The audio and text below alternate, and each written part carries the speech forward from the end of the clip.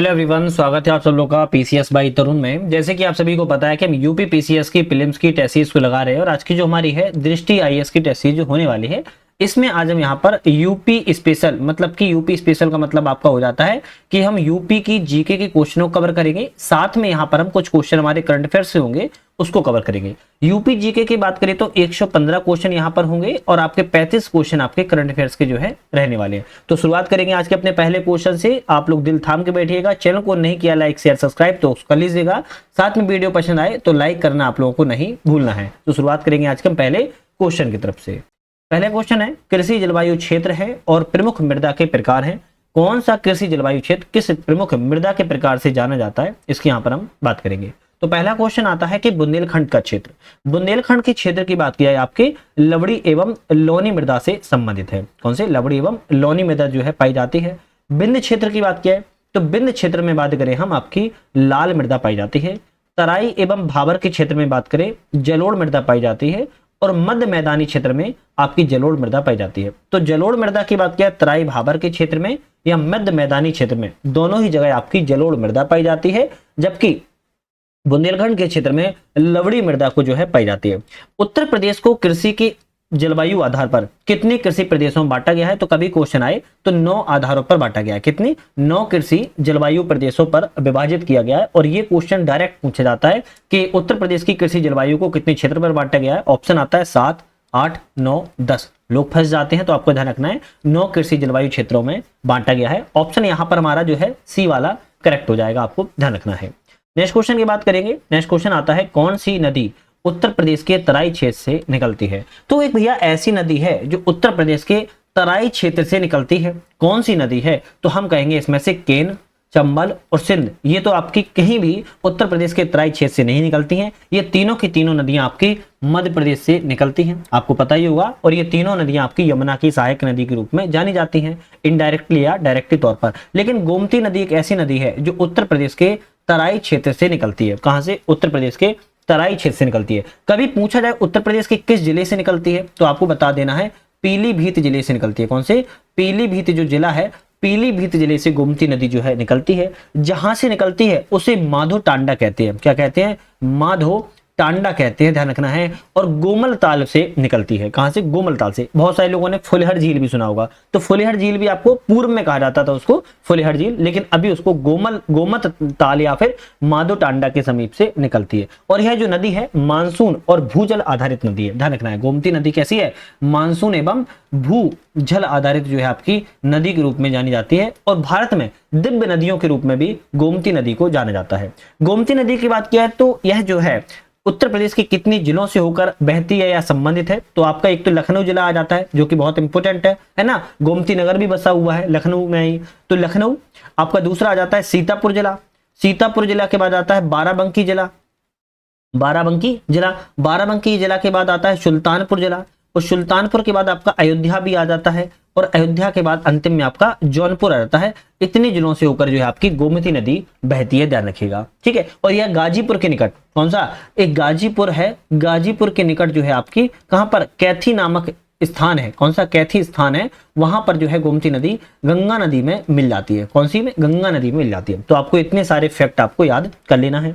Next question आता है कि उष्णकटिबंधीय शुष्क पर्णपाती वनों के संबंध में विचार करें, कौन सा ऑप्शन सही है? तो उष्णकटिबंधीय शुष्क पर्णपाती वनों के बारे में कौन सा सही है?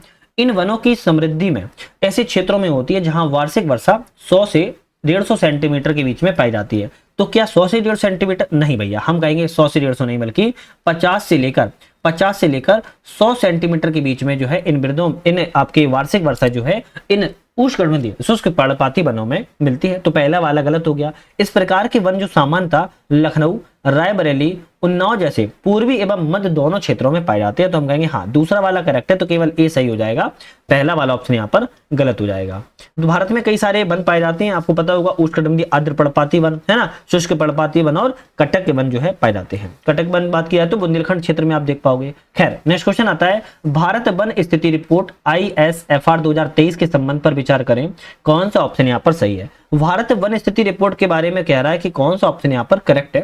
वन एवं वृक्ष आवरण में वृद्धि की दृष्टि से उत्तर प्रदेश भारत में दूसरे स्थान पर है। तो पहले स्थान पर कौन है, किसी को पता है क्या? तो बता सकता है पहले स्थान पर कौन रहेगा, वो बता सकता है? अच्छा बताइएगा पहले स्थान पर कौन है। चलो आप लोग क्या ही बताओगे, क्योंकि आप लोग कमेंट करने में बड़ा हिचकिचाते हो। छत्तीसगढ़ राज्य, कौन सा? छत्तीसगढ़ राज्य पहले स्थान पर है और दूसरे स्थान पर आपका उत्तर प्रदेश आता है वन एवं वृक्ष आवरण में वृद्धि की दृष्टि से। नेक्स्ट क्वेश्चन आता है कि सोनभद्र में मिर्जापुर जिला अपेक्षाकृत 2 गुना से अधिक वन क्षेत्र वहां पर पाए जाते हैं। तो हम कहेंगे हाँ बिल्कुल ठीक है, सोनभद्र वाला जो जिला है वहां पर मिर्जापुर की अपेक्षा ज्यादा आपके वन क्षेत्र पाया जाता है। तो दोनों ऑप्शन करेक्ट है, तो हमारा सी वाला हो जाएगा। 1 और 2 दोनों ऑप्शन यहाँ पर सही है। चलिए नेक्स्ट क्वेश्चन की बात करेंगे। एक तरफ झील है और जिला है, कौन सा झील जो है किस जिले से संबंधित है? जैसे बात करें बरुआ सागर झील, बरुआ सागर झील की बात किया तो झांसी जिले से संबंधित है। गोविंद बल्लभ पंत सागर झील की बात किया है सोनभद्र जिले से संबंधित है। बेला सागर झील की बात किया तो महोबा से संबंधित है और सुरहा झील की बात किया तो बलिया जिले से संबंधित है। ऑप्शन हमारा जो है यहाँ पर ए वाला सही रहेगा। ए का पहला, ए का दूसरा, बी का पहला, सी का तीसरा, डी का चौथा ऑप्शन यहाँ पर करेक्ट हो जाएगा। चलिए नेक्स्ट बात करेंगे, निम्नलिखित कथनों पर विचार करें और विचार करना है कौन सा ऑप्शन यहाँ पर जो है आपका सही है। विचार करते हैं। वर्ष 2023-24 में उत्तर प्रदेश ने महाराष्ट्र एवं कर्नाटक के संयुक्त उत्पादन से अधिक गन्ना का उत्पादन किया है। क्वेश्चन ये कह रहा है कि महाराष्ट्र एवं कर्नाटक दोनों राज्यों को मिला दिया जाए और उत्तर प्रदेश का अगर गणना देखी जाए, उत्पादन देखा जाए तो गन्ने के उत्पादन में इन दोनों राज्यों से ज्यादा जो है उत्तर प्रदेश ने उगाया है। तो हम कहेंगे बिल्कुल सही बात कह रहा है, सही बात है ना ये। दूसरा है उत्तर प्रदेश में चावल के उत्पादन में वर्ष 2019-20 से वर्ष 2023-24 की अवधि में प्रत्येक वर्ष निरंतर वृद्धि हो रही है। तो निरंतर वृद्धि तो नहीं हो रही है, तो ये तो ऑप्शन गलत है। क्यों? क्योंकि कभी कम रही, कभी ज्यादा रही, कभी कम रही, कभी ज्यादा रही, इस तरीके से निरंतर वृद्धि नहीं हो रही है। तो ऑप्शन केवल सी वाला सही रहेगा, पहला ऑप्शन सही है, जबकि दूसरा ऑप्शन यहाँ पर गलत है। क्यों? निरंतर वृद्धि नहीं हो रही, इसीलिए वो गलत है। अगर ये होता कि वृद्धि हो रही है तो सही हो जाता। चलिए नेक्स्ट क्वेश्चन आता है, खनिज और जिला है, कौन सा खनिज किस जिले से संबंधित है? जैसे बात करें रॉक फास्फेट, रॉक फास्फेट आपके ललितपुर से संबंधित है। सोना की बात की है, सोना जो है आपका सोनभद्र एवं ललितपुर जिले से संबंधित है। पोटास की बात की है, चित्रकूट एवं सोनभद्र से संबंधित है। और एंडुलासाइड की बात किया तो सोनभद्र से संबंधित है। तो ऑप्शन यहाँ पर कौन सा सही रहेगा? ए वाला सही रहेगा। ए का चौथा, बी का दूसरा, सी का तीसरा और डी का ऑप्शन यहाँ पर जो है आपका करेक्ट हो जाएगा। देखो आप लोग अभी तक चैनल पे नए हो, सब्सक्राइब नहीं किया, सब्सक्राइब लाइक शेयर कर लीजिएगा, जिससे कि नई वीडियो आए तो उसका आपको नोटिफिकेशन वगैरह मिल सके। साथ में हमारा ऐप भी आ चुका है जिसका नाम है यूपीएससी नट, ध्यान रखिएगा यूपीएससी नट नाम है। और इस ऐप पर जाके आप लोग मल्टीपल कोर्सेज चल रहे हैं और बेस्ट इंपोर्टेंट जो चल रहा है वो टेस्ट सीरीज चल रही है। बहुत सारे स्टूडेंट्सों ने ज्वाइन कर लिया है, आप भी ज्वाइन कर सकते हो। साथ में हमारा एक कोर्स चल रहा है जिसमें हमने एग्जाम बूस्टर सीरीज नाम से कोर्स को लॉन्च किया हुआ है। किस नाम से? एग्जाम बूस्टर सीरीज नाम से जो है कोर्स को लॉन्च किया हुआ है। इस कोर्स में आपको 90 से ज्यादा क्लासेस मिलेंगी, जिसमें हम आपका स्टैटिक तो रहेगा ही रहेगा, स्टैटिक तो रहेगा ही रहेगा, साथ में करंट अफेयर्स रहेगा और यूपी जीके भी रहेगा। और इन सभी क्लासों को हम केवल 90 क्लासों को 30 दिनों में पूरा करवाने की क्षमता रखते हैं। तो 30 दिनों में पूरा हो जाएगा। अभी जाइएगा ऐप को डाउनलोड करके आप कोर्स को ज्वाइन जो है कर सकते हो। क्वेश्चन की बात करेंगे, निम्नलिखित कथनों पर विचार करें, कौन सा ऑप्शन यहाँ पर अब जो है सही है। चंद्रप्रभा वन्यजीव अभ्यारण्य विंध्याचल पर्वतमाला में स्थित है। इसमें राजदरी और देवदरी जैसे जो है जलप्रपात शामिल हैं। चंद्रप्रभा वन्यजीव अभ्यारण्य विंध्याचल पर्वतमाला में स्थित है। यहाँ पर राजदरी और देवदरी जैसे जलप्रपात है शामिल है। क्या ये सही है? हाँ बिल्कुल ठीक है। क्यों? क्योंकि विंध्याचल की बात किया तो किससे संबंधित हो जाएगा? पूर्वी उत्तर प्रदेश से संबंधित हो जाएगा। किससे? पूर्वी उत्तर प्रदेश में संबंधित है, तो हम कहेंगे पहला करेक्ट हो जाएगा। दूसरा है, चंद्रप्रभा वन्यजीव अभ्यारण्य में विविध प्रकार के जीव जंतु जैसे काली बदक, चीतल, सांभर, नीलगाय, वन्य सूकर, शाही और भारतीय हिरण जो है पाए जाते हैं। तो हम कहेंगे ये भी सही है, क्योंकि ये आपके चंद्रप्रभा वन्यजीव अभ्यारण्य में सभी चीजें पाई जाती हैं। सी ऑप्शन करेक्ट हो जाएगा। पहला और दूसरा ऑप्शन यहाँ पर जो है बिल्कुल करेक्ट है, ध्यान रखना है, दोनों ऑप्शन करेक्ट है। और यह अभ्यारण्य जो है वाराणसी से कभी पूछा जाए कितने किलोमीटर पे है, या फिर आपको कभी जाना हो तो बता देता हूँ। वाराणसी से लगभग 90 किलोमीटर दूर, 90 किलोमीटर दूर आपका कौन सा जिला है? चंदौली जिला है। कहां पर है? चंदौली जिला है, उत्तर प्रदेश में चंदौली जिला में है स्थित है। और चंद्रप्रभा वन्यजीव अभ्यारण्य की स्थापना की बात किया तो 1957 में की गई थी। ये सारे फैक्ट जो आपको बताते हैं बहुत इंपोर्टेंट रहते हैं, इनको याद कर लिया करो या लिख लिया करो। निम्नलिखित में से कौन सा बांध जो है उत्तर प्रदेश में अवस्थित नहीं है? तो इनमें चारों में से एक ऐसा बांध है जो उत्तर प्रदेश में नहीं है। कौन सा बांध है जो उत्तर प्रदेश में नहीं है? तो हम बात करें अदवा बांध। अधवा बांध आपका उत्तर प्रदेश में है और कहां पर है, उत्तर प्रदेश के मिर्जापुर जिले में है। तो ये भी बताता जाता हूं कहां पर है, मिर्जापुर जिले में है। चंद्रावल बांध की बात की कहां पर है, चंद्रावल जो बांध है आपका महोबा जिले में, कहां पर है, महोबा जिले में है। डोंगरी बांध की बात किया तो कहां पर ये आपके झांसी जिले में है। और बात की जाए आपकी ओढ़नी बांध की, ओढ़नी बांध आपका भाई उत्तर प्रदेश में नहीं है, ये आपका कहां पर है, बिहार राज्य में है। और बिहार राज्य के भी किस जिले में है, तो बांका जिले में है। तो ध्यान रखना है डी ऑप्शन इसमें जो हो जाएगा उत्तर प्रदेश में स्थित नहीं है, जबकि अधवा, चंद्रावल और डोंगरी बांध आपके उत्तर प्रदेश जिले में स्थित है। नेक्स्ट क्वेश्चन आता है, उत्तर प्रदेश भूमि सुधार निगम के संदर्भ पर विचार करें, कौन सा ऑप्शन करेक्ट है। उत्तर प्रदेश में भूमि सुधार से संबंधित जो निगम ने कुछ कथन बताए हैं वो कौन से यहां पर सही हो सकते हैं। उत्तर प्रदेश में सौड़ मृदा की समस्या प्रबंधन में महत्वपूर्ण भूमिका निभाई है। अब सौड़ मृदा की क्या होता है, तो सौड़ मृदा एक तरीके से क्षारी भूमि में सुधार करना होता है। जो मृदा में क्षारीयता हो जाती है उस प्रसार को रोकना होता है, उसे हम सौड़ मृदा कहते हैं। तो इस तरीके से हम लिख देते हैं क्षारी मृदा को सुधार करना होता है। पहला वाला बिल्कुल करेक्ट है। इसकी स्थापना 1978 में की गई थी, हाँ ये भी करेक्ट है, इसकी स्थापना 1978 में की गई है। तो दोनों ऑप्शन करेक्ट हो जाएंगे, तो बी वाला रहेगा, एक और दो दोनों ऑप्शन हमारे करेक्ट हैं। नेक्स्ट आता है, उत्तर प्रदेश के निम्नलिखित जिलों पर विचार करें, वन क्षेत्र के अनुसार अवरोही क्रम में बताइए कौन सा व्यवस्थित करना होगा जिले को। तो उत्तर प्रदेश में कुछ जिले हैं, इनको एक अवरोही क्रम में हमें लिखना है। जैसे बात करें हम कैसे लिखेंगे, तो सोनभद्र जिला पहले नंबर पर, दूसरे नंबर पर लखीमपुर खीरी, तीसरे नंबर पर मिर्जापुर, चौथे नंबर पर पीलीभीत। तो हम कहेंगे भाई दोनों ऑप्शन आपके, चारों ऑप्शन आपके सिक्यों से लगे हुए हैं, डी वाला हो जाएगा, 1 2 3 4 ऑप्शन आपके सही हैं। भारतीय वन सर्वेक्षण के अनुसार बात की जा रही है, सोनभद्र में पर्वतीय इलाके जनजातीय बेल्ट के कारण उत्तर प्रदेश का बृहत्तम सबसे ज्यादा जो वन क्षेत्र है वो पाया जाता है। वन क्षेत्र सबसे ज्यादा कहां पाया जाता है, इन चारों में, सोनभद्र में पाया जाता है। तो सबसे ज्यादा सोनभद्र में, सबसे कम पीलीभीत जिले में पाया जाता है। तो एक सिक्यों से ऑलरेडी ये लगे हुए हैं। नेक्स्ट क्वेश्चन आता है, वन्यजीव अभ्यारण्य और जिला है, कौन सा वन्यजीव अभ्यारण्य जो है किस जिले से संबंधित है। जैसे हम बात करें कतरनिया घाट की बात की, कहां पर है, तो बहराइच जिले में स्थित है। चंद्रप्रभा की बात की तो चंदौली जिले में, अभी बताया है आपको। कछुआ वन्यजीव अभ्यारण्य की बात की जाए, कछुआ वन्यजीव अभ्यारण्य की बात करें तो वाराणसी में है। और महावीर स्वामी की बात की जाए तो आपका कहां पर रहेगा, ललितपुर जिले में रहेगा। बी ऑप्शन जो है यहाँ पर आपका करेक्ट, यहाँ पर बिल्कुल हो जाएगा, कहां पर, बी ऑप्शन करेक्ट यहाँ पर हो जाएगा। तो ये कुछ इसमें बहुत इंपॉर्टेंट है, जैसे कतरनिया घाट, कछुआ और महावीर स्वामी। चंद्रप्रभा तो अक्सर लोगों को ज्यादातर याद ही रहता है, चंदौली जिले में, तो चारों याद कर लोगे तो और बढ़िया है, नुकसान तो होना नहीं है ना। चलिए नेक्स्ट क्वेश्चन आता है, रामसर साइट है और जिला है, कौन सा रामसर साइट जो है किस जिले से संबंधित है। जैसे बात करें हम सांडी पश्चिम बिहार, सांडी पश्चिम बिहार की बात की जाए तो हरदोई जिले से संबंधित है। समान पश्चिम बिहार की, समन भी आ सकता है और समान भी आ सकता है, कुछ भी लिख के आए आपको याद रखना है। समन पश्चिम बिहार की बात की जाए, समन पश्चिम बिहार आपके मैनपुरी जिले से संबंधित है। सरसई नावर झील की बात की जाए तो इटावा जिले में है। और सूर सरोवर झील की बात की जाए तो आगरा जिले में है। ऑप्शन जो है यहाँ पर आपका ए वाला सही रहेगा, ए का दूसरा, बी का पहला, सी का तीसरा, डी का चौथा ऑप्शन सही है। अब देखो इनके बारे में फैक्ट की अगर हम एक्सप्लेन करेंगे ना तो बहुत ज्यादा डिटेल से हो जाएगी, तो इनको डायरेक्ट याद कर लो तो ज्यादा अच्छा रहता है। रामसर साइट और जिला कौन से संबंधित है। कोपेन के वर्गीकरण के अनुसार उत्तर प्रदेश की जलवायु को कितने या किस निम्न अनुसार किस रूप में वर्गीकृत जो है किया गया है। तो किसके अनुसार पूछ रहा है, कोपेन के अनुसार पूछ रहा है। तो हम बात करते हैं तो शुष्क शीत ऋतु युक्त आर्द्र उपोष्ण कटिबंध, तो ए ऑप्शन इसमें करेक्ट हो जाएगा। इसी रूप में जो है कोपेन ने वर्गीकरण की जो है किया हुआ है। नेक्स्ट क्वेश्चन की बात करेंगे, दुधवा टाइगर रिजर्व में शामिल है। दुधवा टाइगर रिजर्व में क्या शामिल है, तो हम कहेंगे दुधवा टाइगर रिजर्व में जो है आपका एक तो दुधवा राष्ट्रीय उद्यान शामिल हो जाएगा, दूसरा किशनपुर वन्यजीव अभ्यारण्य शामिल हो जाएगा, तीसरा कतरनिया घाट शामिल हो जाएगा। पीलीभीत वन्यजीव अभ्यारण्य की बात की जाए तो दुधवा टाइगर रिजर्व में शामिल नहीं है। तो अगर हम बात करें आपके पीलीभीत वन्यजीव अभ्यारण्य की, पीलीभीत वन्यजीव अभ्यारण्य जो है आपका शामिल नहीं है, जबकि दुधवा राष्ट्रीय उद्यान, किशनपुर वन्यजीव अभ्यारण्य, कतरनिया घाट, ये तीनों आपके दुधवा टाइगर रिजर्व में जो है आपके अंतर्गत देखे जाती है। तो ऑप्शन कौन सा रहेगा, पहला वाला रहेगा, 1 2 3 ऑप्शन यहाँ पर करेक्ट है।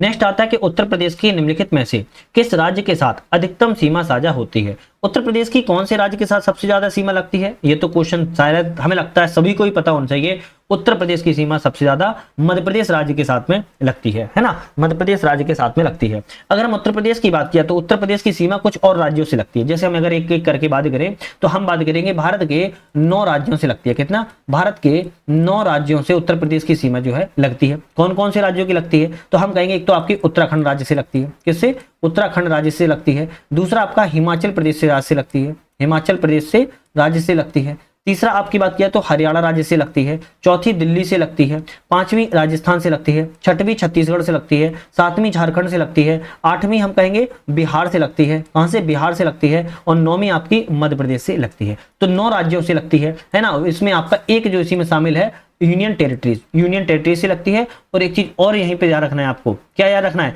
आपको याद रखना है एक अंतरराष्ट्रीय सीमा भी लगती है, किससे, नेपाल से लगती है, किससे, नेपाल से लगती है। तो आपको ये सारी चीजें याद रखनी है। सबसे ज्यादा मध्य प्रदेश से लगती है, और सबसे कम पूछा जाए, सबसे कम कहेंगे आप हिमाचल प्रदेश से लगती है, किससे, हिमाचल प्रदेश से सबसे कम, और आपकी सबसे ज्यादा मध्य प्रदेश से लगती है। गंगा एक्सप्रेसवे निम्नलिखित में से किस जिले से होकर गुजरता है?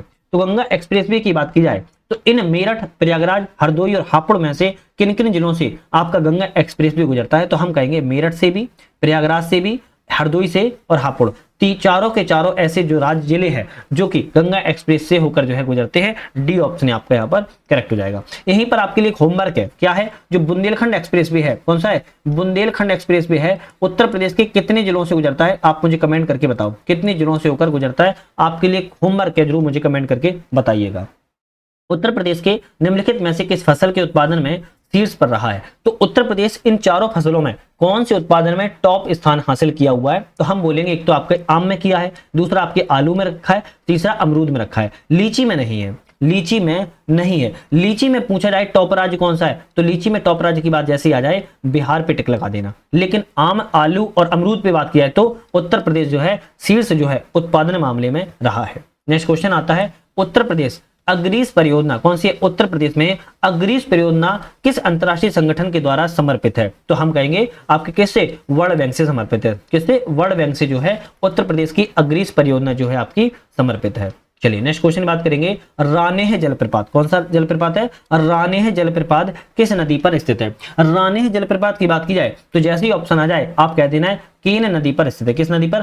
केन नदी पर स्थित है। और रानेह जलप्रपात की बात की जाए, केन नदी पर तो है लेकिन किस राज्य में है? मध्य प्रदेश के खजुराहो में है। कहां पर है? मध्य प्रदेश के खजुराहो से लगभग 20 किलोमीटर दूरी पर केन नदी पर स्थित है, और ये सुंदर प्राकृतिक जलप्रपात के रूप में इसको जाना जाता है। तो आपको ध्यान रखना है केन जलप्रपात, रानेह जलप्रपात जो है केन नदी पर है, मध्य प्रदेश के खजुराहो से 20 किलोमीटर दूरी पर है।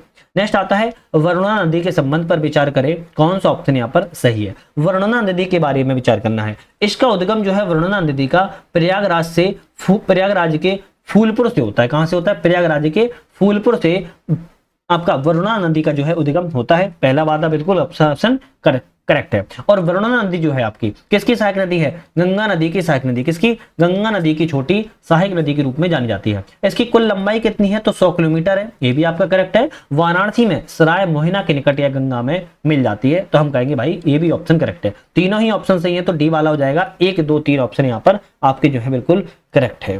करेक्ट, बिल्कुल आपकी करेक्ट है। प्रतापगढ़ जिले में सराय मोहिना के सदर के बीच में 6 किलोमीटर बाढ़ प्रवण क्षेत्र जो है आपकी वर्णा नदी पर ही देखने को मिल जाता है। हालांकि याद रखना है वर्णा नदी का उद्गम प्रयागराज के फूलपुर से है और गंगा की सहायक नदी है, इतना तो आप कम से कम याद रख ही लेना है।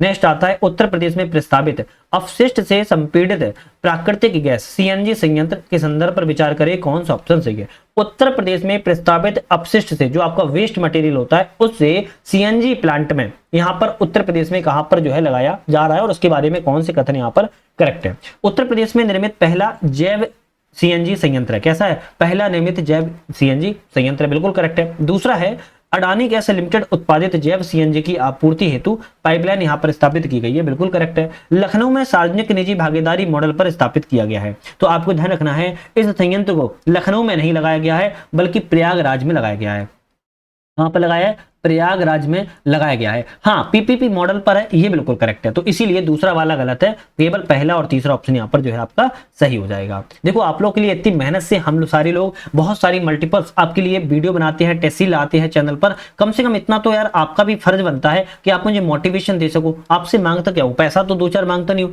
मोटिवेशन मांगते हो। मोटिवेशन के तौर पर ही सब्सक्राइब, लाइक, शेयर मांगते हैं, वो भी आप लोग नहीं कर पाते हो तो यार मुझे अच्छा नहीं लगता है। तो प्लीज कर दिया करो। एक छोटा सा प्यारा सा कमेंट भी कर सकते हो जो मुझे उत्साह देता है काम करने के लिए और ज्यादा बढ़ोतरी करता है। साथ में हमारा ऐप भी आ चुका है यूपीएससी नट, उसको भी आप लोग जो है डाउनलोड करके हमारे कोर्स लॉन्च हो चुके हैं, उनको भी ज्वाइन कर सकते हो। कोर्स में कोई भी समस्या आए आप मुझे कांटेक्ट कर सकते हो, बातचीत आपकी यहाँ पर हो जाएगी। क्वेश्चन पे लौटते हैं। राप्ती नदी उत्तर प्रदेश के किस जिले से होकर प्रवाहित होती है? तो राप्ती नदी है उत्तर प्रदेश के कौन कौन जिले से होकर प्रवाहित होती है? बढ़िया क्वेश्चन है। एक तो श्रावस्ती से होकर प्रवाहित होती है, दूसरा बस्ती से होकर प्रवाहित होती है, तीसरा संत कबीरनगर जिले से प्रवाहित होती है, चौथा गोंडा से प्रवाहित होती है। पीलीभीत जिले से आपकी प्रवाहित नहीं होती है। तो श्रावस्ती, बस्ती, संत कबीरनगर, गोंडा से इन ऑप्शन में कहेंगे हम प्रवाहित होती है। तो ऑप्शन रहेगा 1, 2, 3, 4 वाले ऑप्शन आपके करेक्ट है। एक चीज और भी है, तो राप्ती नदी को ही गोरखपुर की शोक नदी भी कहती है। किसकी? गोरखपुर की शोक नदी के रूप में जाना जाता है। जैसे कोसी नदी को बिहार का शोक कहते हैं, दामोदर नदी को पश्चिम बंगाल की शोक कहते हैं, राप्ती नदी को गोरखपुर की शोक नदी के रूप में जाना जाता है। क्यों? क्योंकि अपने मार्ग वगैरह परिवर्तन जो है करती रहती है, इसलिए। लेकिन प्रॉपर अगर हम बात करें कितने जिलों से होकर गुजरती है, तो आपको याद रख लेना है, मैं बता देता हूं। श्रावस्ती, बस्ती, संत कबीरनगर, गोंडा और गोरखपुर, बांसी, बहराइच, बलरामपुर और सिद्धार्थनगर से यह जो है आपकी राप्ती नदी गुजरती है। अच्छा, राप्ती नदी का उद्गम कहां से होता है? ये भी कभी कभी आ सकता है। तो उद्गम जो है नेपाल से होता है। नेपाल में भी कहां से होता है? नेपाल के रुकुमकोट से होता है। कहां से? नेपाल में रुकुमकोट के समीप से ही आपकी जो है राप्ती नदी का जो है उद्गम होता है, ध्यान रखेगा। चलिए नेक्स्ट क्वेश्चन की बात करेंगे। उत्तर प्रदेश में निम्नलिखित में से किस जिले में वन भूमि नहीं है? तो वन भूमि उत्तर प्रदेश के कौन कौन से जिलों में नहीं है बात कराए, तो जौनपुर में नहीं है, गाजीपुर में नहीं है, बलिया में नहीं है, लखीमपुर खीरी में तो बहुत सारी भूमि है, आपको पता ही होगा, सोनभद्र के बाद लखीमपुर खीरी का नाम आता ही आता है ना। लेकिन जौनपुर में, बलिया में और गाजीपुर में वन भूमि नहीं है। तो हम कहेंगे 1, 2, 3 ऑप्शन हमारे यहाँ पर करेक्ट हो जाएंगे, ध्यान रखिएगा। चलिए नेक्स्ट क्वेश्चन बात करेंगे। उत्तर प्रदेश के अक्षांशीय एवं देशांतरीय विस्तार को सर्वोत्तम रूप से दर्शाया गया है। तो भाई उत्तर प्रदेश में जो अक्षांशीय और देशांतरीय विस्तार है उसके बारे में बात कर रहा है, कौन सा ऑप्शन यहाँ पर जो है करेक्ट हो जाएगा? 23 डिग्री 52 मिनट नॉर्थ से लेकर 30 डिग्री 28 मिनट नॉर्थ तक और 77 डिग्री 3 मिनट ईस्ट पूर्व से लेकर 84 डिग्री 39 मिनट पूर्व में आपका जो है आपका जो विस्तार और अक्षांश एवं देशांतरीय विस्तार है दर्शाया गया है। तो आपको जैसे भी याद करना हो, ऐसे बहुत सारे लोग ऐसे भी याद कर लेते हैं, 23 52 30 38 77 3 84 39, तो जैसे भी आप याद कर सको याद कर लो, एग्जाम में आ सकता है। क्वेश्चन की बात करेंगे, 26वां क्वेश्चन है। उत्तर प्रदेश, लखनऊ को उत्तर प्रदेश की पूर्णतः राजधानी कब बनाया गया? तो लखनऊ की बात कर रहा है। लखनऊ को उत्तर प्रदेश की पूर्ण रूप से जो कैपिटल है कब बनाया गया था, किस साल बनाया गया था? बड़ा प्यारा छोटा क्वेश्चन है, हम कहेंगे 1935 में। 1935 में संयुक्त प्रांत से राजधानी परिवर्तित करके लखनऊ बनाई गई थी। कब बनाई गई थी? 1935 में बनाई गई थी। अच्छा, आपको याद रखना है 1836 में कौन सी राजधानी थी उत्तर प्रदेश की? तो हम कहेंगे 1836 में आगरा राजधानी थी। क्या थी? आगरा राजधानी थी। 1858 में क्या बन गई? 1858 में प्रयागराज, मतलब कि पूरब में आपका इलाहाबाद जो है राजधानी बनी थी। 1921 में राजधानी क्या बनी थी? लखनऊ बनाया गया था। लेकिन लखनऊ 1921 में आंशिक रूप से बनाई गई थी। कैसे? आंशिक रूप से जो है बनाई गई थी। लेकिन 1935 का समय आया तो पूर्ण रूप से लखनऊ को राजधानी बना दिया गया और वर्तमान तक आपकी लखनऊ ही राजधानी आपकी दायित्व में है। उत्तराखंड राज्य का गठन जो है उत्तर प्रदेश से अलग करके कब किया गया था? तो बड़ा क्वेश्चन है। 9 नवंबर 2000 को उत्तर प्रदेश से उत्तराखंड का जो है अलग एक नया राज्य बनाया गया था। लेकिन जब उत्तराखंड का राज्य का गठन किया गया था तब इसका नाम उत्तराखंड तो नहीं था, तब इसका नाम उत्तरांचल था। क्या नाम था? उत्तरांचल था, है ना। लेकिन उत्तरांचल को परिवर्तित करके 2007 में, कब? 2007 में जो है उत्तराखंड नाम यहाँ पर दे दिया गया है। तो ये भी चीजें आपको थोड़ा सा याद रखना होगा, क्योंकि ये से चीजें कभी कभी एग्जाम में फंसाने के लिए बहुत पूछी जाती है। नेक्स्ट आता है, उत्तर प्रदेश के संबंध पर विचार करें, कौन सा ऑप्शन सही है? तो उत्तर प्रदेश के संबंध पे कौन सा ऑप्शन सही है? बलिया राज्य जो है सबसे पूर्वी जिला है। मान लेते हैं उत्तर प्रदेश का ये नक्शा है ना, ये उत्तर प्रदेश है। तो यहाँ पर जो आपका बलिया जिला है सबसे पूर्वी जिला है। कौन सा हो जाएगा? बलिया जिला सबसे पूर्वी जिला है। क्या करेक्ट है? हम कहेंगे भाई बिल्कुल सही है ना, बलिया जिला पूर्वी जिला है। सहारनपुर जो है कौन सा? सहारनपुर राज्य जो है सबसे उत्तरी जिला है। आप यहां पर देखोगे सहारनपुर रहेगा। कौन सा? सहारनपुर रहेगा सबसे आपका कौन सा रहेगा? हम कहेंगे उत्तरी जिला, नॉर्थ वाला जिला रहेगा। और बलिया आपका पूर्वी जिला रहेगा। सोनभद्र राज्य सबसे दक्षिणी राज्य है। सोनभद्र राज्य की बात की यहाँ पर जो है सबसे दक्षिणी राज्य रहेगा। हम कहेंगे बिल्कुल ठीक है, सोनभद्र सबसे दक्षिणी रहेगा। मथुरा राज्य सबसे पश्चिमी जिला है। मथुरा राज्य सबसे पश्चिमी जिला है क्या? हम कहेंगे नहीं, शामली जिला है सबसे पश्चिमी। पूछा जाए तो शामली है। क्या है? शामली जिला जो है सबसे पश्चिमी जिला है। तो ऑप्शन हमारा दूसरा वाला गलत है, इसमें पहला तीसरा चौथा सही है। ऑप्शन हमारा बी वाला यहाँ पर जो है बिल्कुल करेक्ट हो जाएगा। कौन सा? बी वाला बिल्कुल जो है आपका करेक्ट हो जाएगा, आप ध्यान रखिएगा।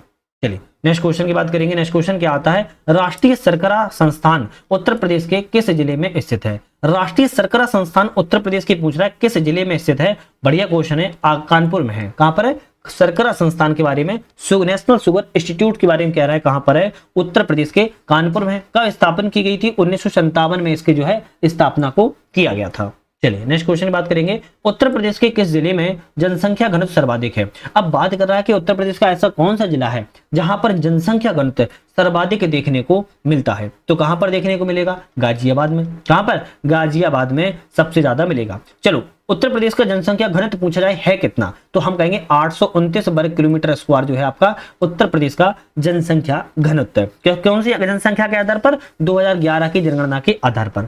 अब जनसंख्या घनत्व के मामले में हम एक एक करके तीन आपके जनसंख्या घनत्व वाले, सर्वाधिक जनसंख्या घनत्व वाले जिलों की बात करें तो पहला आपका हो जाएगा गाजियाबाद, जहां पर सबसे ज्यादा जनसंख्या घनत्व है। दूसरा कौन सा हो जाएगा, वाराणसी हो जाएगा।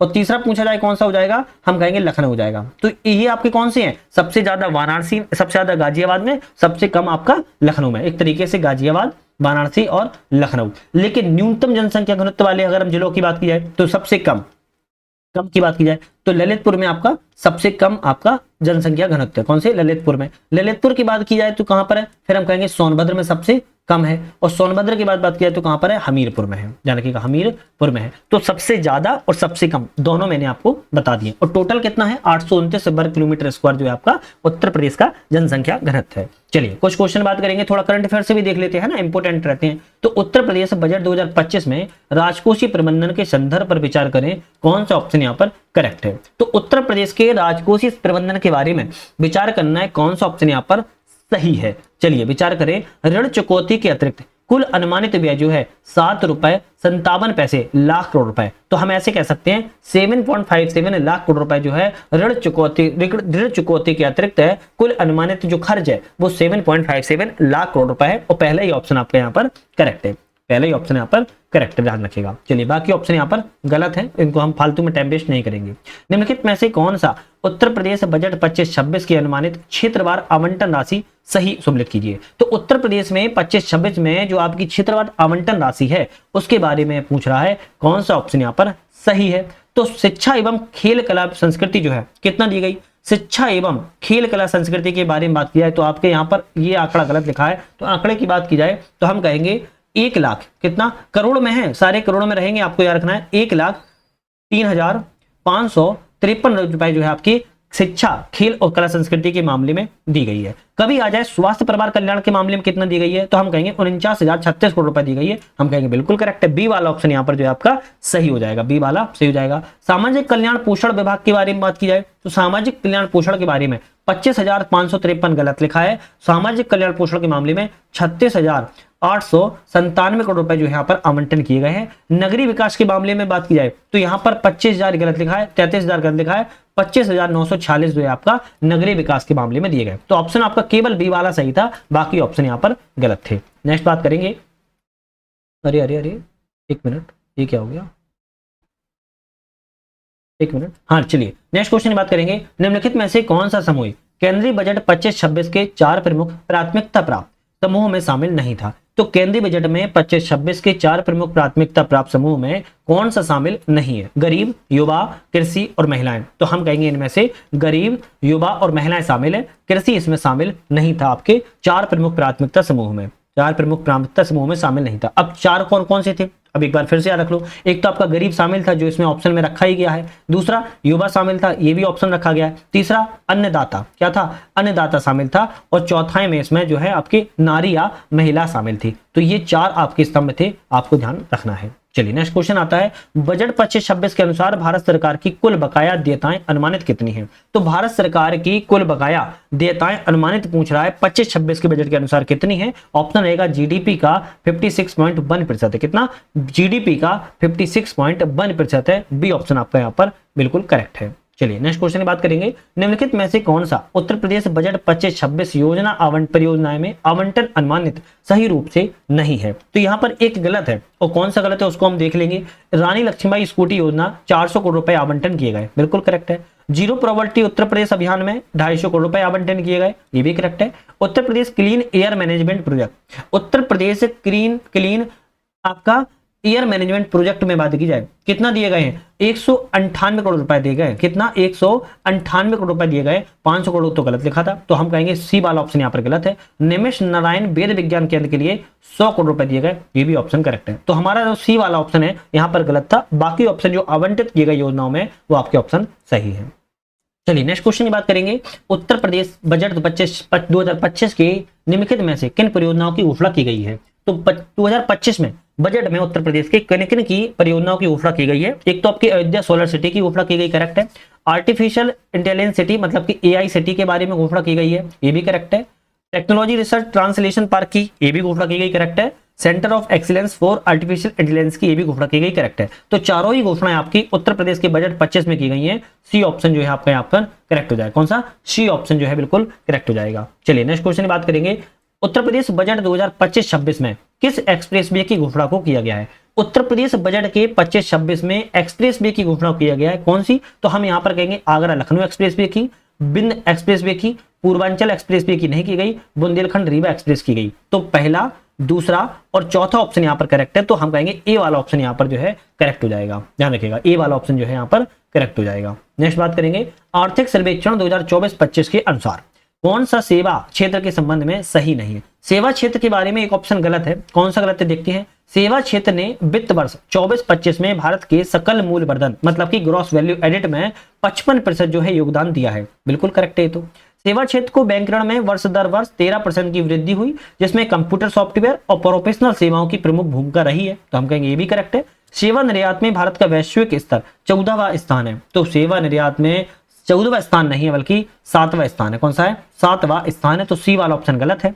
पर्यटन क्षेत्र ने वित्त वर्ष 22-23 में भारत की जीडीपी में 5% योगदान दिया, 7 करोड़ से अधिक नौकरियों को उत्पादन किया है, तो हम कहेंगे ये भी करेक्ट है। तो ए, बी और डी करेक्ट था, जबकि सी वाला गलत था, क्योंकि सेवा निर्यात में भारत का वैश्विक स्तर पर बात की जाए 7वें स्थान पर जो है रहा है। नेक्स्ट क्वेश्चन की बात करेंगे। कौन सा घटक केंद्रीय बजट 25-26 में कुल सब्सिडी व्यय में सबसे बड़ा हिस्सा है। बात कर रहा है कि जो केंद्रीय बजट 25-26 में कुल सब्सिडी मतलब कि टोटल सब्सिडी जो दी गई है, एक्सपेंडिचर हुआ है, उसमें सबसे बड़ा हिस्सा किसका है, उर्वरक का, ब्याज का, खाद्यान्न का या फिर एलपीजी का। हम कहेंगे खाद्यान्न के मामले में जो है सब्सिडी जो है सबसे ज्यादा दी गई है। किसमें, खाद्यान्न के मामले में सबसे ज्यादा दी गई है। नेक्स्ट क्वेश्चन की बात करेंगे। कौन सी पहल केंद्रीय बजट 25-26 में निर्यात संवर्धन हेतु घोषित की गई है। तो केंद्रीय बजट है 25-26 जिसमें निर्यात के लिए मतलब कि क्या बात कर रहा है, एक्सपोर्ट के लिए बात कर रहा है कि कौन सी यहाँ पर जो है मिशनों को लॉन्च किया गया है या मान्य किया गया है। तो ऑप्शन रहेगा निर्यात संवर्धन mission, Bharat trade net, GCC हेतु राष्ट्रीय रूपरेखा और आपकी एयर कार्गो के लिए वेयर हाउसिंग की सुविधा। तो चारों ही ऑप्शन आपके केंद्रीय बजट में रखे गए हैं, डी ऑप्शन आपका यहाँ पर करेक्ट है। अब देखो इनमें से सीधा फैक्ट है, आपको फैक्ट याद करने पड़ेंगे, अदरवाइज तो आप सोचो कि मतलब एक्सप्लेन करें तो बहुत एक हर चीज बहुत बड़ी डिटेल है, तो आपको ये तो सारी चीजें करंट अफेयर में देखना पड़ेंगी, जो हमारे करंट अफेयर का सेशन चलता है उसमें आप देख पाओगे। निम्नलिखित में से कौन सा यहाँ पर सही नहीं है। एक तरफ स्थान है और दूसरा है 1857 के विद्रोह का दमन करने वाले अधिकारी। तो स्थान और किस स्थान पर 1857 के विद्रोह में दमन करने वाले अधिकारी रहे उनका यहाँ पर बात कर रहा है, कौन सा ऑप्शन यहाँ पर गलत है। लखनऊ में बात किया है, तो लखनऊ जो संबंधित है हेनरी लॉरेंस ने आपका दमन किया था, करेक्ट है। कानपुर की बात किया है, कानपुर में आपका कैंपबेल ने किया था, किसने, कैंपबेल ने किया था। आपका यहाँ पर ऑप्शन जो गलत रहेगा, कैंपबेल के द्वारा जो है सर कॉलिन कैंपबेल के द्वारा दमन किया गया था, बी ऑप्शन गलत है। जबकि बरेली में भी सर कॉलिन कैंपबेल ने दमन किया था, इलाहाबाद और बनारस में भी कर्नल ऑनसॉयल ने दमन किया था। तो आपको ये सब चीजें याद रखना है। झांसी और ग्वालियर में कभी पूछा जाए तो जनरल हुरोज ने दमन किया था जब रानी लक्ष्मीबाई जो है मृत्यु को प्राप्त हो गई थी। निम्नलिखित में से किसने वर्ष 1942 में बलिया में अस्थायी राष्ट्रीय सरकार की नेतृत्व किया है। तो बलिया में 1942 में अस्थायी राष्ट्रीय सरकार का नेतृत्व जो है किसके द्वारा किया गया, चित्तू पांडे। बहुत इंपोर्टेंट क्वेश्चन है, अक्सर फेवरेट क्वेश्चन भी है, अक्सर आता है। भारत छोड़ो आंदोलन समय 19 अगस्त 1942 का संबंध रात थी। 1942 में ध्यान रखिएगा, 1942 में बलिया में अस्थायी राष्ट्रीय सरकार का गठन जो है चित्तू पांडे के द्वारा जो है किया गया था और इन्होंने स्वतंत्र अस्थायी सरकार का जो है यहाँ पर गठन भी कर दिया था। कौन सा वर्ष 1916 में लखनऊ में आयोजित भारतीय राष्ट्रीय कांग्रेस के अधिवेशन के अध्यक्ष थे। तो लखनऊ में आयोजित होने वाला 1916 में भारतीय राष्ट्रीय कांग्रेस का अधिवेशन हुआ था, उसमें अध्यक्ष कौन थे। और 1916 बहुत इंपॉर्टेंट है, क्यों, क्योंकि इसमें जो गरम दल है गर्म दल हैं और आपके नरम दल हैं, दोनों लोगों को क्या हो गया था, मिलन हो गया था, है ना। और साथ में इसमें मुस्लिम लीग भी मिल गई थी। कौन सी? मुस्लिम लीग भी मिल गई थी। इसलिए 1916 का लखनऊ अधिवेशन बहुत इंपॉर्टेंट है। और इसमें अधिवेशन की अध्यक्षता की बात किया तो AC मजूमदार के द्वारा की गई है। किसके द्वारा? AC मजूमदार। इनका पूरा नाम क्या है? अंबिकाचरण मजूमदार। अंबिकाचरण मजूमदार है, जिन्हें हम AC मजूमदार भी कहते हैं। सन 1856 में अंग्रेजों के द्वारा अवध का अतिक्रमण किए जाने के समय कौन सा अवध का नवाब था? 1856 में अंग्रेजों ने अवध पर अतिक्रमण किया और उस समय अवध का नवाब कौन था? बढ़िया क्वेश्चन है ना, बढ़िया क्वेश्चन है। उस समय अवध के नवाब की बात की जाए, वाजिद अली शाह था। कौन था? वाजिद अली शाह। अच्छा, किसने आक्रमण करके अधिग्रहण किया था? तो लाल डलहौजी। किसने? लाल डलहौजी के द्वारा किया गया था। डलहौजी के द्वारा जो है किया गया था। जल्दबाजी में कभी कभी शब्द भी नहीं आते हैं, हमें लिखना क्या होता है, सोचो इतना सब एक बार में करना होता है, लेकिन आप लोग फिर भी थोड़ा सा भी मदद नहीं करते हो, साथ नहीं देते हो। खैर, किसने आगरा में राधा स्वामी आंदोलन की स्थापना की? आगरा में राधा स्वामी आंदोलन की स्थापना की गई, है ना। आगरा में राधा स्वामी आंदोलन की स्थापना की गई। कब की गई? 1861 में की गई। लेकिन किसने की? तो हम कहेंगे तुलसी राम ने की, जिनको सब दयाल साहब के नाम से भी जान जाता है, ध्यान रखिएगा। नेक्स्ट क्वेश्चन आता है, निम्नलिखित में से कौन सा यहाँ पर सही नहीं है, गलत है? एक तरफ प्रागैतिहासिक खोज है और उनकी अवधि है। कौन से प्रागैतिहासिक खोज की अवधि कब संबंधित है? इनमें से आपके 3 ऑप्शन सही है, एक गलत है। कौन सा गलत देखेंगे। आधुनिक आखेटक संग्राहकों के अवशेष 85,000 से लेकर 72,000 ईसा पूर्व के हैं, करेक्ट है। आखेटक संग्राहकों की अवस्थियां मध्य पाषाण युग के पूर्व की हैं, जिसमें 10,550 से लेकर 9,550 ईसा पूर्व की है, ये भी करेक्ट है। रथ, ताम्र तलवारें और धूसर मृदमांड की बात की जाए, ये आपकी नवपाषाण युग से संबंधित नहीं है। क्या है? ये आपकी संबंधित नहीं है, तो हम कहेंगे सी वाला ऑप्शन यहाँ पर गलत है। जबकि बात की जाए घरेलू मवेशियां और प्रारंभिक कृषि के साथ, नवपाषाण युग के हैं, 6,000 से 4,000 ईसा पूर्व के, ये भी आपके ऑप्शन जो है करेक्ट है। आलमगीरपुर एक सिंधु घाटी स्थल है। कैसा है? आलमगीरपुर एक सिंधु घाटी स्थल है, किस नदी के तट पर स्थित है? बहुत बढ़िया क्वेश्चन है, हिंडन नदी के तट पर स्थित है। अच्छा, सिंधु घाटी से बता के कुछ और भी स्थल है उत्तर प्रदेश में, अगर आप लोगों को किसी को भी पता है तो आप मुझे बता सकते हो, या फिर हम ही बता देते हैं। उत्तर प्रदेश में एक तो आलमगीरपुर है ना, एक तो आपका आलमगीरपुर है। आलमगीरपुर पे आज आपने सुना होगा हुलास, हुलास भी उत्तर प्रदेश में ही है। और एक बहुत इंपॉर्टेंट है मांडी, ये बहुत इंपॉर्टेंट है मांडी। क्यों? क्योंकि मांडा जो है आपका जम्मू कश्मीर में है और बस मात्रा लगाने की देर रहती है ये उत्तर प्रदेश में, तो ये बड़ा कंफ्यूजन पैदा कर देता है। दोनों चीजों को याद रखना है। आलमगीरपुर जो आपकी हिंडन नदी पर स्थित है, आप ध्यान रखिएगा, सिंधु घाटी स्थल है। महाभारत युद्ध के बाद सत्ता में आए राजा युधिष्ठिर का संबंध किस महाजनपद से था? तो महाभारत युद्ध में के बाद में जो सत्ता में आई राजा युधिष्ठिर का संबंध है, किस महाजनपद से था? हम बोलेंगे कुरुक्षेत्र से था। किस क्षेत्र से?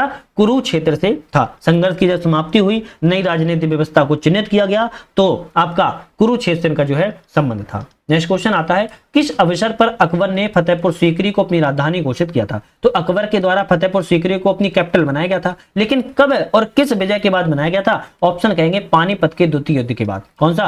पानीपत का युद्ध जो है, दूसरा युद्ध कब हुआ था?